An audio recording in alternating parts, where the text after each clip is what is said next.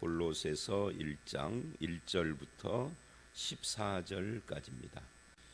이 골로새서를 오늘부터 이제 묵상을 하게 될 텐데, 이 골로새서는 교회에 침투한 이단들 때문에 기록한 그런 서신입니다. 그래서 거짓된 신앙과 잘못된 행위들을 지적하는 그런 내용들이 많이 나옵니다. 이 거짓된 신앙 또는 견해, 신학이라고도 할 수 있죠. 그런 것들은 일종의 혼합주의였고, 그 혼합주의는 유대 종교와의 혼합주의 또는 헬라 종교와의 혼합주의, 초대교회는 유대교, 헬라 종교 이런 것들과 세상 문화, 이 세 가지가 항상 문제가 되었기 때문에 그렇습니다.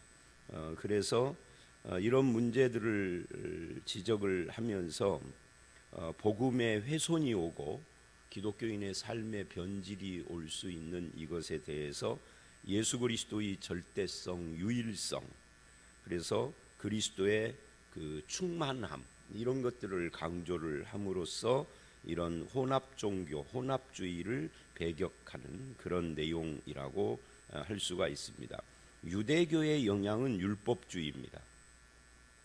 할례를 포함해서 먹고 마시는 것, 절기, 안식일, 준수 이런 것들이 율법주의적 모습으로 기독교인들을 미혹을 하고 혼합주의적으로 가죠. 또 유대교의 율법주의 이외에도 유대교 안에 있는 이 지혜 사상과 천사 숭배 사상, 이런 것들이 또한 기독교인들을 미혹을 했습니다.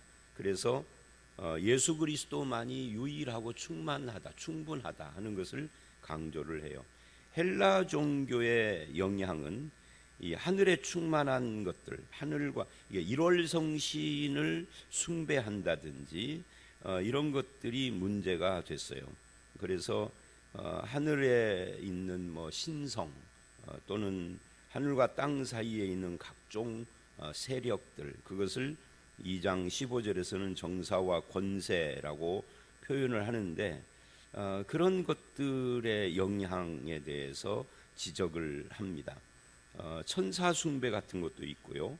또 영적인 힘을 가진 것들이 존재한다라고 헬라 사상이나 종교는 주장을 했는데, 그 영적인 힘이라는 게 뭐냐 할 때 물, 흙 또는 불, 공기 이런 것들입니다. 우리가 어려서 학교 다니면서 세상은 무엇으로 구성됐는가 하는 그런 옛날 철학자들의 주장, 이런 것들을 학교에서 막 선생님들에게 들은 적이 있어요. 배운 적이. 그때는 그게 뭐가 뭔지도 모르고 그냥 그런갑다 하고 들었는데, 그게 이제 헬라 철학과 사상 종교가 이 세상이 그렇게 근본 구성, 그 물질들이 불, 흙, 공기, 물 이런 것으로 되어 있다라고 주장하는, 그걸 초등학문이라고 하는데, 이게 2장 8절에 나오는 이야기죠.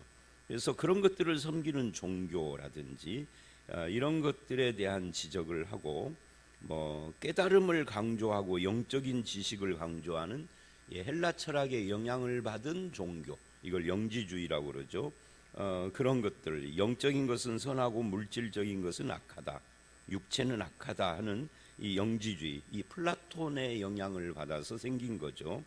이런 것들에 대해서도 또 지적을 하고, 그 영향 때문에 신도 선한 신, 악한 신 있다라고 구분하는, 하나님은 오직 한 분이고 신은 없는데, 이제 그런 것들의 영향에 대해서 지적을 하면서 예수 그리스도의 완전성, 예수 그리스도의 주권, 이런 것들이, 그래서 이 골로새서는 예수 그리스도의 절대성, 유일성, 충만함, 완전성, 주권, 이런 것들을 굉장히 많이 강조하는 그런 서신이라고 할 수 있어요. 짧지만 이 골로새서의 쌍둥이 서신을 에베소서라고 합니다. 그래서 에베소서와 골로새서를 같이 읽어보면 유사한 표현이 많이 나오고, 한편 유사하면서도 이쪽에서 이해 안 된 것 저쪽 표현으로 이해가 될 수도 있고, 그런 부분들이 있고 그렇습니다.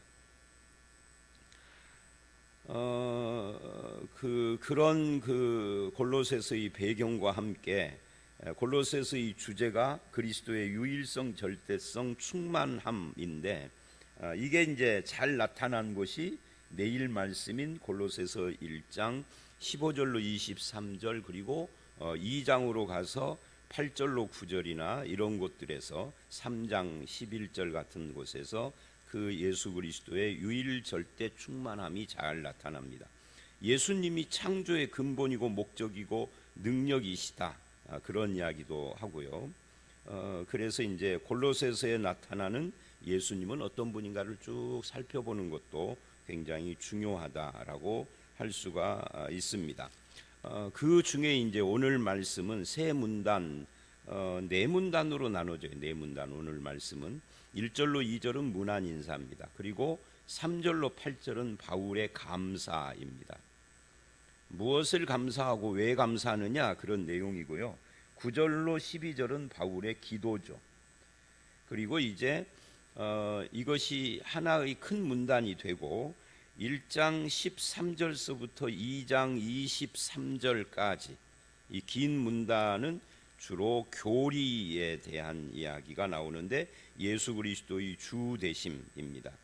그 중에 1장 13절로 1장 27절, 29절까지가 으뜸 되신 예수 그리스도를 이야기하는 내용이에요. 그런데 이제 아마 분량 때문에 그런 것 같아요. 항상 이 매일 성경은 분량 문제가 나오는 것이라 원래는 이 13절 이하는 내일 말씀하고 연결되는 서두라고 할 수 있어요. 근데 아마 분량 때문에 오늘 말씀에다가 밀어붙인 것 같습니다. 여기는 이제 흑암의 권세에서 우리를 건지신 예수 그리스도의 사역에 대한 이야기가 13, 14절입니다. 그리고 이제 15절서부터는 그 만물의 주님 되신 예수 그리스도에 대한 이야기를 해요. 그건 이제 내일 말씀이고요. 자, 그래서 오늘 1, 2절 문안 인사인데 이 문안 인사는 우리가 빌레몬서에서 봤던 거하고 유사하고 다른 바울의 서신들과도 유사해요. 이 골로새 교회에 보낸 편지인데 하나님의 뜻으로 말미암아 그리스도 예수의 사도된 바울, 이거는 빌레몬서에서도 봤었던 내용이죠. 이 사도 바울은 항상 자기가 사도가 된 것이 하나님의 뜻과 예수 그리스도를 이야기를 합니다. 하나님의 뜻으로 세워지고 예수 그리스도의, 그래서 주님의 내가 종이다, 주님의 심부름꾼이다, 그렇게 늘 생각을 하고 있는 겁니다. 나의 나 된 것은 하나님의 뜻으로 된 것이요 주님을 위해서 있는 존재다. 이 사도라는 말이 오늘날에 와서는 뭐 대단한 직분처럼 이야기를 하는데 사실은 사도라는 말은 심부름꾼이라는 이야기입니다. 예수의 심부름꾼, 그게 바울 자신이다. 뭐 이 부분은 길게 설명 않겠습니다. 사람이 자기의 정체성, 나는 누구냐, 내가 왜 여기 있느냐, 이것을 확실하게 아는 것 굉장히 중요합니다. 근데 사도 바울은 이 부분이 명확했어요. 우리도 그 부분이 확실해야 합니다. 나는 왜 여기 있는가, 나는 무엇을 위하여 여기 있는가, 나를 세우신 분은 누구인가, 이런 것들이죠. 이것을 알면 삶이 분명해지는 거죠. 방향도 그렇고요. 그 다음에 형제 디모데를 다른 서신에서는 아들이라고 그래요. 바울의 친아들은 아니고요, 영적인 아들이죠. 근데 여기서는 형제, 주로 아들이라는 표현은 한두 번 나오고 대부분은 형제입니다. 사도 바울이 자기와 함께하는 동역자들을 어떻게 인식했는가 하는 것이 잘 나타나고 있는 것이죠. 그리고 골로새에 있는 성도들, 골로새 서가 입에 올라가지고요. 골로새라고 하는 것은 지역입니다. 상당히 좀 넓은 지역이에요. 이 골로새라는 지역에 있는 교회들, 이 안에 개별적인 교회들이 있습니다. 그러니까 이런 거고 똑같아요. 전주에 있는 교회들, 이게 골로새에 있는 교회들입니다. 근데 전주에 있는 교회를 개별적으로 보면 1,400개나 되거든요. 1,300개라고도 오고 400개라고도 오고, 뭐 이 코로나로 문 닫은 교회들도 많이 있다고 그래요. 그러니까 하여튼 그렇습니다. 그러니까 그 개별 교회들을 말하는 게 아니라 지역의 교회들입니다. 성도들, 이 성도들은 누구냐? 곧 그리스도 안에서 신실한 형제들. 그러니까 성도들은 그리스도 안에 있는 자들이요 신실한 성도들입니다. 형제들입니다. 신실하다, 충성스럽다, 성도에 대한 이해이죠. 또 형제들이라, 예수 안에 있다, 신실하다, 형제들이다 에게 편지한다, 은혜와 평강이 있을지어다, 이렇게 문안 인사를 했어요. 이 부분은 그렇게 지나갑니다. 3절로 8절 바울이 감사하는 그 내용입니다. 너희를 위하여 기도할 때마다 감사한다. 무엇을 감사하느냐, 그 내용을 보기 전에 목회자가 성도들을 생각할 때마다 참 감사하다, 우리 교회 성도들을 생각하면 참 감사하다, 이런 마음이 들어야 하죠. 징글징글하다 이런 마음이 들면은 얼마나 목회하기가 힘들겠어요. 사도 바울은 지역 한 곳 지역에 머물면서 목회하는 그런 목회자는 아니고 선교사 같은 사람인데, 그러나 교회를 설립하기도 하고 한 곳에 몇 달 또는 몇 년을 머물며 가르치기도 했던 사람이라 목회적 관점이나 이런 것도 상당히 있는 분이죠. 그런데 성도들을 생각할 때마다 늘 감사하는 거죠. 그 중에는 속 썩이는 사람도 있고, 아까 서론에서 말한 유대교의 영향, 헬라 사상의 영향, 뭐 이런 것들 때문에 흔들리거나 이 복음을 훼손하는 사람들도 있었겠죠. 그 수가 얼마나 되는지는 몰라도, 그래도 전체적으로 보면은 참 우리 교회 교인들을 볼 때 참 나는 하나님께 감사할 것이 많다, 이런 생각을 할 수 있는 게 목회자의 행복이라고 생각을 해요. 성도들도 그렇게 목회자에게 감사가 생기게 하는 성도여야 하는 것이고요. 그 다음에 이 감사하는 내용이 뭐냐 할 때 재미있는 것은 4절 5절에 믿음, 사랑, 소망, 믿음, 소망, 사랑, 믿음, 사랑, 소망, 이 세 가지를 이야기한다는 것입니다. 그래서 이는 감사하는 이유를 말하죠. 그리스도 예수 안에 있는 믿음 때문이다. 예수 그리스도 안에 있는 믿음, 그러니까 믿음이라는 것이 예수를 떠나서 있는 것이 아닌 거죠. 예수 그리스도와 그분의 십자가, 부활, 승천, 이런 것들에 대한 이해를 깊이 하고 내 것으로 받아들이며 그 위에 서 있는, 확신 있는 그런 믿음, 이게 참 중요합니다. 여러분의 믿음과 믿음의 확신은 어디에 근거합니까? 여러분이 기도하다가 경험한 체험에 근거합니까? 예수님에게 근거합니까? 말씀에 근거합니까? 아니면 누군가의 무슨 어떤 간증거리나 이런 것에 목사의 설교에 근거합니까? 예수님에게 근거합니까? 그 다음에 사랑입니다. 성도에 대한 사랑. 그것도 그냥 성도가 아니라 모든 성도죠. 편애가 아니라 모든 성도에 대한 사랑을 내가 들었기 때문이다. 그 다음에 5절 너희를 위하여 하늘에 쌓아둔 소망입니다. 세상에 있는 소망이 아닙니다. 이 세상에서 예수 믿고 잘 되겠다 하는 소망이 아니라 하늘에 쌓아둔, 이 땅의 가치 기준에 의한 소망이 아니라 하늘에 쌓아둔 소망이라는 것이 굉장히 중요합니다. 그 소망으로 말미암음이니 곧 너희가 전에 복음 진리 말씀을 들은 것이라. 이것이 복음하고 관계 있는 소망인 것이죠. 하늘에 쌓아둔 소망은 이 땅의 소유물로 인한 그 유무, 소유의 유무나 또는 다소에 대한 그런 걸로 측정되거나 흔들리는 소망이 아닌 것이죠. 하나님과 하나님 나라의 소망으로 말미암는 소망이 저와 여러분에게도 있는가? 예수 안에 있는 믿음, 성도들에 대한 사랑, 하늘에 쌓아둔 복음의 소망, 이건 우리들도 가지고 있어야 될 것이에요. 이것들이 있는 성도들을 보고 목회자인 바울이 감사하는 거예요. 우리 교회에 어떤 성도가 있는데 참 부자여서 헌금을 많이 한다, 그래서 참 감사하다. 요건 세속화된 목사이겠죠. 그런 것이 아니고, 우리 교회는 세상적으로 빵빵한 직업을 가지고 지위에 있는 사람들이 많아, 이런 걸로 감사한다면 그 사람은 싹군이겠죠. CEO겠죠. CEO, 목사가 아니라. 그런 감사가 아닙니다. 예수 안에 있는 믿음, 하늘에 쌓아둔 소망, 성도들에 대한 사랑, 이것들이 목사인 내가 아니라 너희들에게도 있구나. 그래서 참 감사한다. 신앙이 제대로 들어갔구나. 그것이 감사의 주체여야 해요. 내용이어야 해요. 그리고 이제 6절은 이 복음을 설명을 합니다.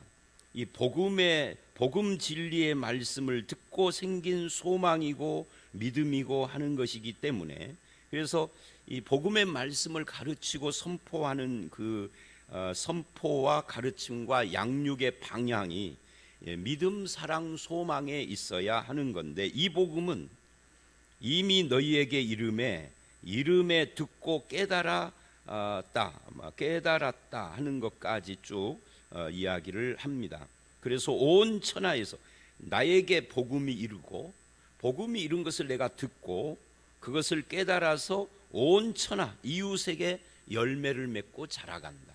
이 복음의 열매가 내 안에서만 맺는 것이 아니라 내 주변 이웃에게 나를 통하여서 영향을 맺고 거기서 자라가고 있는 모습, 이런 것들을 지금 여기서 지적을 하고 있습니다.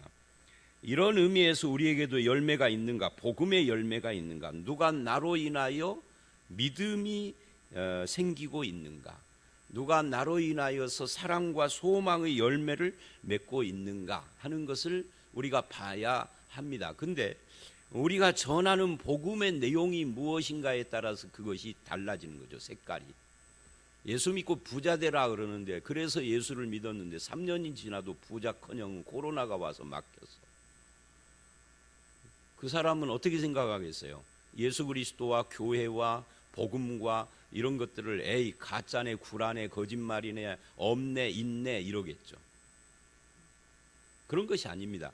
세상이 어려울수록 소망이 꽃이 피우지는 그런 복음을 전해야죠. 그렇지 않겠어요? 근데 이런 면에서 한국교회가 이게 한국교회 전체는 아니지만 일각이 삐뚤어지고 잘못 가고 있다고. 복음 전파의 내용을 훼손했기 때문에 그러는 겁니다. 사실은 우리나라의 기독교 역사가 짧지만 뭐 100몇십 년밖에 안 됐지만 돌이켜 보면은 언제 가장 부흥을 했느냐 하면 어려웠을 때, 그 일제시대, 그리고 해방되고 6.25 보릿고개 산업화로 막 그 목을 허리띠를 졸라매고 살아가던 70년대 80년대 이때 그 부흥을 이루고 그랬어요. 그런데 먹고 살만하니까 예수 믿고 복 받을 필요도 없이 우리나라가 경제가 부흥하니까 복 받네, 슬금슬금 교회를 떠나거나 아니면 전도가 안 되고 있죠. 이건 뭔가 우리들이 전하는 복음에 훼손이 있다는 거예요. 사실은 이 복음은 어려울 때 훨씬 더 꽃이 피워야 되는데, 그 어려울 때 꽃이 피우지도 않고, 그리고 경제적인 영향을 받아버려 가지고 잘 살아지니까 필요 없어지고, 이런 것은 복음이 잘못된 거예요. 그래서 이 본문 믿음, 소망, 사랑, 이것이 복음으로 말미암아 열매를 맺은 거다. 이와 같이 우리와 함께 종된 사랑하는 에바브라에게 너희가 배웠나니.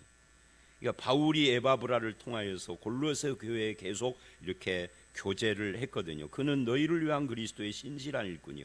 에바브라는 골로새 교회가 바울을 섬기라고 파송한 사람입니다. 성령 안에서 너희 사랑을 우리에게 알린 자다. 우리가 이 에바브라처럼 7, 8절의 에바브라처럼 목회자와 성도 사이에서 어떤 통로가 되어지는 사람이 말을 잘 전달해야 돼요.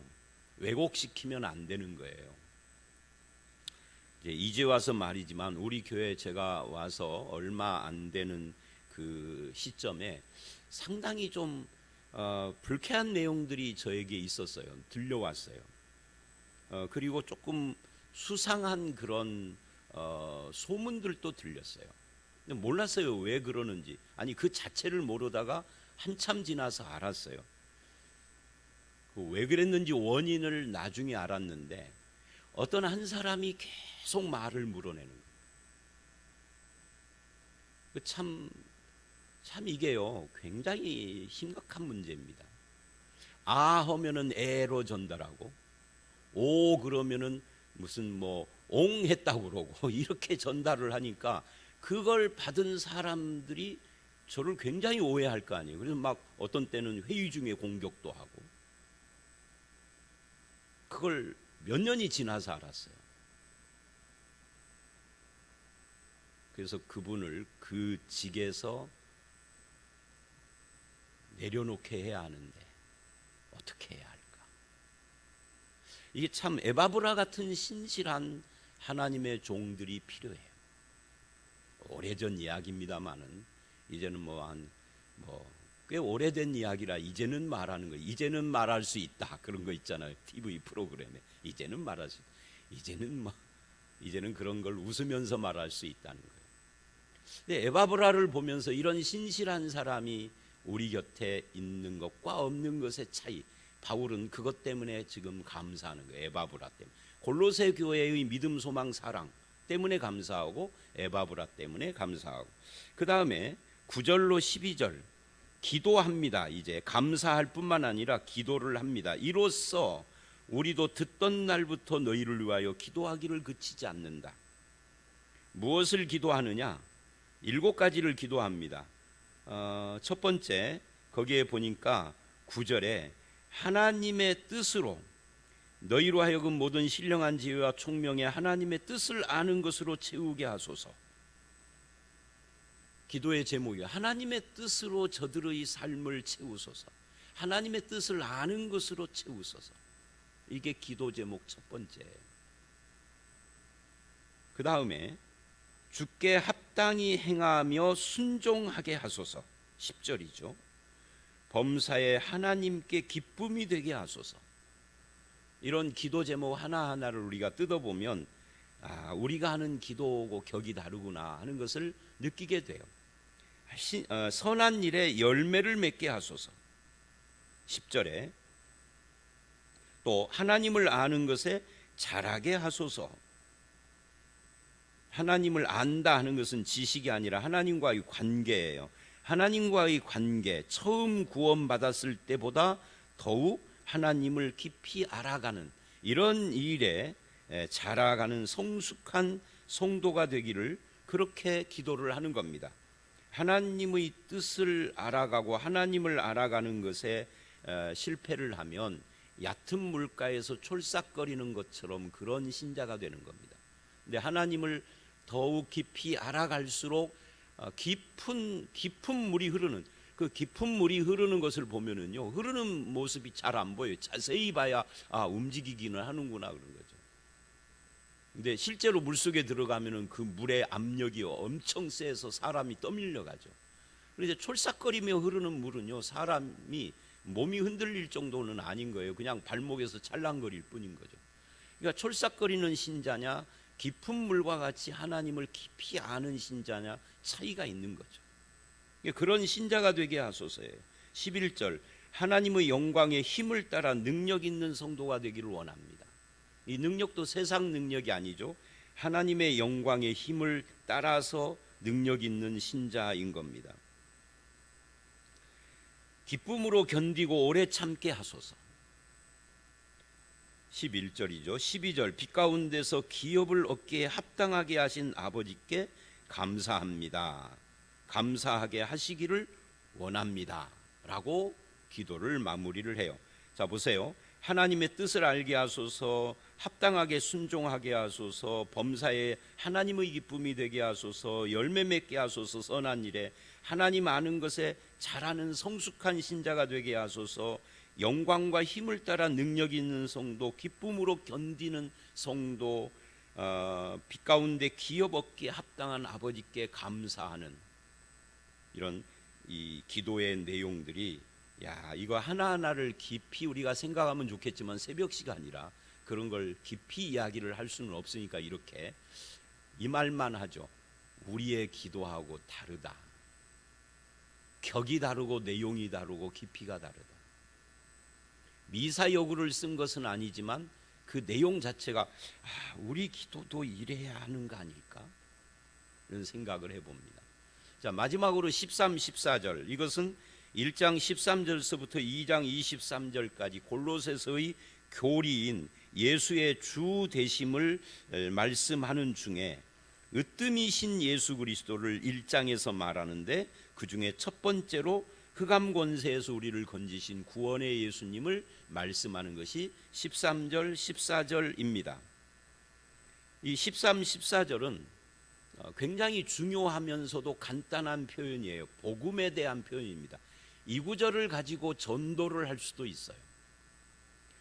전도를 할 때 많이 쓰는 그런 표현들이 요한복음 3장 16절이나 사도행전 16장 30절 같은 그런 구절들도 있고, 또 요한복음 5장 24, 5절처럼 이 브릿지라고 하는 다리, 하나님과 인간 사이에 예수 그리스도가 다리가 됨, 이런 걸로 전도를 할 수도 있고 다양한 구절이 있는데, 이 구절도 우리가 과거에는 흑암의 권세 아래서 종노릇하던 자였다. 이 흑암 권세가 뭐냐?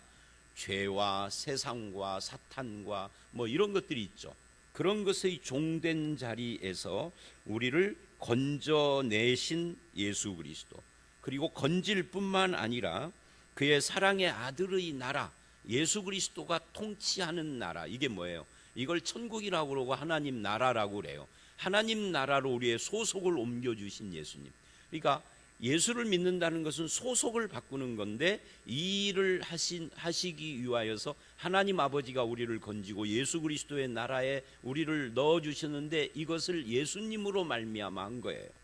그것이 십자가이죠. 그래서 우리는 무엇을 얻었느냐면, 아들이신 예수 안에서 속량 곧 죄사함을 얻었다. 흑암의 권세 아래 죄의 지배를 받던 그 모든 것을 속량받았다. 죄사함을 받아서 하나님 아들의 나라에 그분의 백성이 되고 그분의 자녀가 되고, 그 예수 그리스도 안에, 공동체 안에 속한 자가 되어졌다 하는 것이, 이게 구원이고 믿는 것이죠. 새로운 신분을 얻었고 새로운 삶을 얻은 것입니다. 통치자가 바뀐 겁니다. 전에는 세상의 통치, 죄의 통치, 사탄과 흑암의 통치를 받았다면, 이제는 하나님과 예수 그리스도의 통치 아래에 있는 복된 성도가 되는 것, 이것이 구원이고, 그렇게 되는 것이 믿음이죠.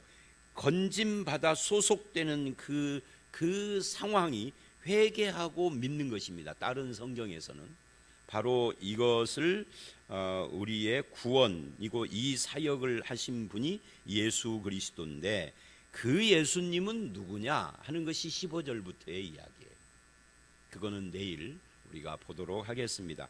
자, 오늘 말씀 새벽에 설명하기는 꽤 긴 말씀인데요, 다시 설명하지는 않겠습니다.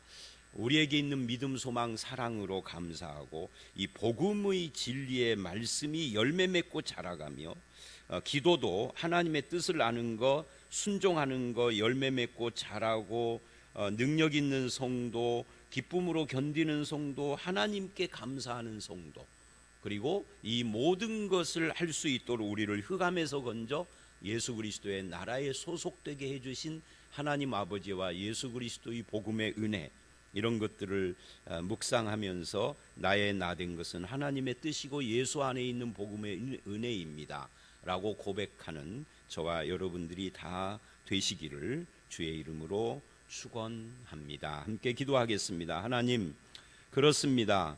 우리가 항상 기도할 때마다 예수 안에 있는 믿음, 성도에 대한 사랑, 하늘에 쌓아둔 소망으로 감사하는 바울처럼 우리도 그렇게 감사하는 기도, 또 늘 하나님 안에서 복음이 열매를 맺어가며 하나님의 뜻을 알아가고 순종하며, 또한 하나님과의 관계에서 자라가며 능력 있는 그런 성도가 되기를 기도합니다. 주님, 우리를 그렇게 살아가도록 흑암 권세의 종로로 다던 나를 건져주시고, 하나님 나라의 자녀요 백성으로 소속을 새롭게 하시며, 우리 죄를 사하시고 새로운 신분, 새로운 삶의 터전으로 우리를 받아주신 하나님을 찬양합니다. 그런 하나님의 뜻으로 내가 있는 이곳 서부중앙교회뿐만 아니라 가정과 직장과 일터에서 늘 주님의 뜻을 따라 살아가는 우리 모두로 삼아 주시옵소서. 오늘 이 하루도 우리가 하나님 나라, 하나님의 아들의 나라에 소속된 신분임을 잊지 않고 하루를 살아가고 하나님과 동행하는 그런 하루가 되기를 간절히 소망하올 때 예수님 이름으로 기도드려 싸움나이다. 아멘.